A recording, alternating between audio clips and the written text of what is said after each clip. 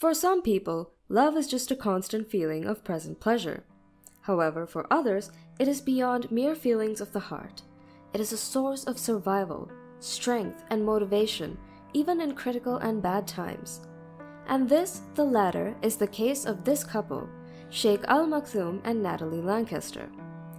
What happens to this couple when cancer and death come knocking on the Sheikh's door, and how was his wife the tool for his miraculous healings? Let's find out. The love journey. The love journey started on a beautiful day in 2015 in Dubai when the Sheikh spotted a young British woman who wasn't just beautiful but had a similar passion for animals. Natalie Lankester had been practicing dressage at the equestrian club while the Sheikh had been preparing for some competitions.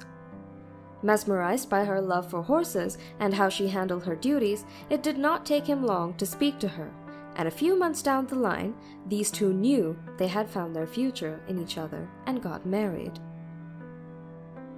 It didn't matter if Natalie was a year older than her husband, being 26 years old at the time, as the Sheikh himself was successful in his niche of horse ranching and global horse race competitions. Better still, he was an apparent successor to a multi-billion-dollar fortune from his father, Sheikh Al Maktoum, who also happens to be the brother to Dubai's ruler and UAE's Prime Minister, Sheikh Mohammed. One could practically say Natalie had hit the jackpot. She was indeed the envy of many ladies.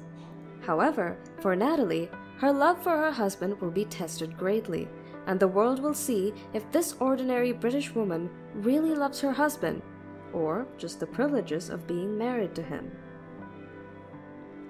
A few years after marriage and two beautiful daughters, Hessa and Alia, who were the apple of their father's eyes, the worst that could happen to a family, especially one that had just started, stumbled into the Maktoum's family.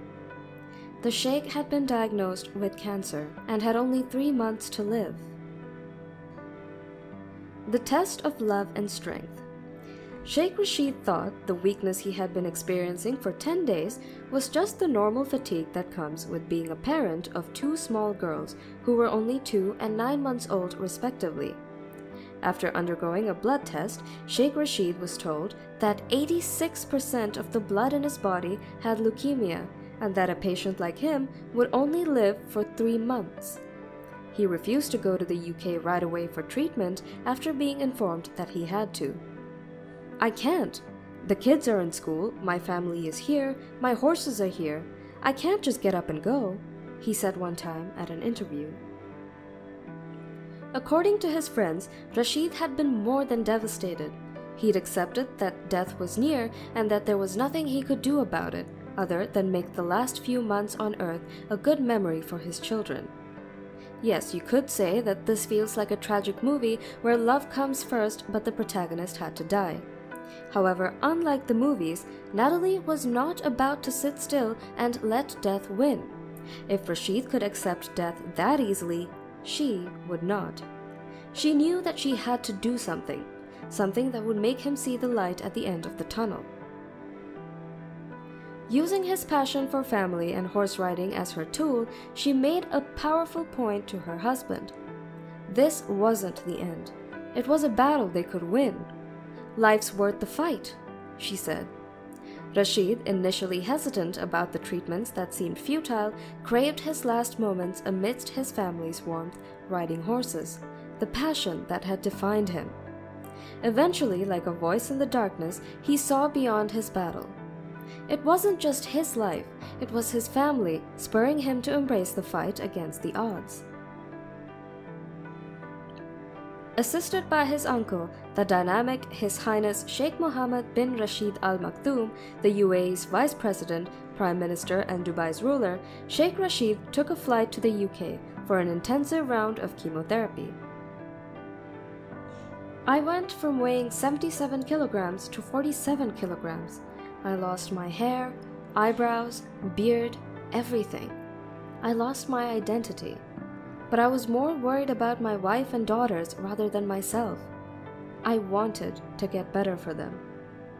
Because of this, he persevered through the severe treatment of leukemia, and like many movies with happy endings, miraculously, the Sheikh was able to battle leukemia until he was almost healed of it. Sheikh Rashid's leukemia cleared up 40 days after he was diagnosed. However, unlike the movies, reality continues and real life brings new challenges. Sometimes, even after winning the war, you might have many battles to fight. While Sheikh might have won against leukemia, the traumatic experience was enough for him to lose himself. During my chemo, I started feeling down, but I didn't grasp why, the 31-year-old shared. Little did I know, those chemo drugs carried a punch of depression. I found myself confined to bed almost 24/7. It felt like a downhill slide, and for nearly 2 years, my passion for my horses faded away. I was exhausted, but it was more than that. I was battling depression. For the Sheikh, he had to fight depression to be okay. However, for Natalie, she had to fight the depression with him, bear the emptiness of his living without being judgmental, be his solution finder, and also the rock of her family's burden. At least until her husband will be back to his old self. With unwavering support from his wife, Sheikh Rashid found solace and strength. "My wife was strong," he says. "She lifted the whole house on her shoulders, she took care of the kids and helped me through it. And she got me a good psychiatrist who helped me with my depression." Rashid's life had taken a remarkable turn. He now rarely visits a psychiatrist. Those shadows of depression are nearly a thing of the past. Why dwell on gloomy thoughts when he's diving headfirst into rigorous training for the upcoming Summer Olympics? Paris 2024 is his target, and he's dead set on representing the Arab Emirates in show jumping. These days, his dream goes beyond just competing. Rashid dreams of sharing this grand stage with his wife, Natalie. She's no slouch in the show jumping realm either, and there's a solid chance she'll gallop alongside him in Paris. Yet, Rashid's happiness isn't pinned solely on this Olympic rendezvous. Ironically, battling leukemia has been a surprising teacher. It's transformed him entirely. The days of constantly looking ahead and putting things off are long gone. Rashid's fresh viewpoint values the here and now. After being transformed by leukemia, he is now unwavering in his belief that living in the now is more important than worrying about the future. Cancer changes your outlook on life, for sure. Before cancer, I was always looking too much into the future and my vision for 3 years, 5 years, even 10 years. After cancer, I told myself, focus on this moment. Appreciate the moment you're in now. Stop chasing the result and do the work, and let the results come to you.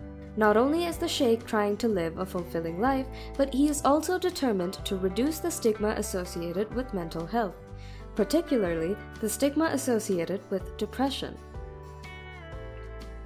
Many people are ashamed to talk about depression, but I'm not at all.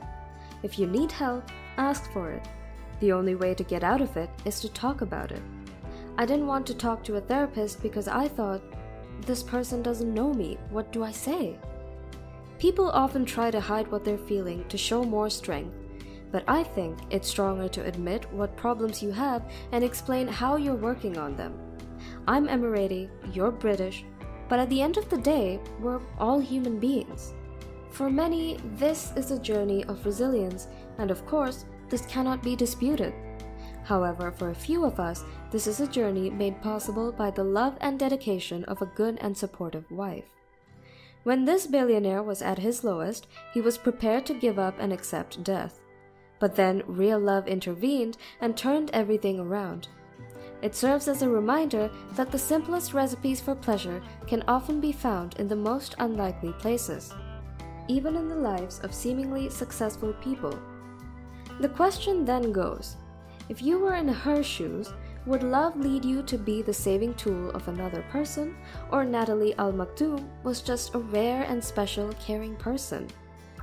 If she had not intervened the way she did, would the Sheikh still be alive today? Seeing their love story, do you think love is powerful enough to save a person? Share your thoughts below in the comment section. Also, do not forget to like this video and subscribe to this channel if you want more stories that will enlighten you on true love.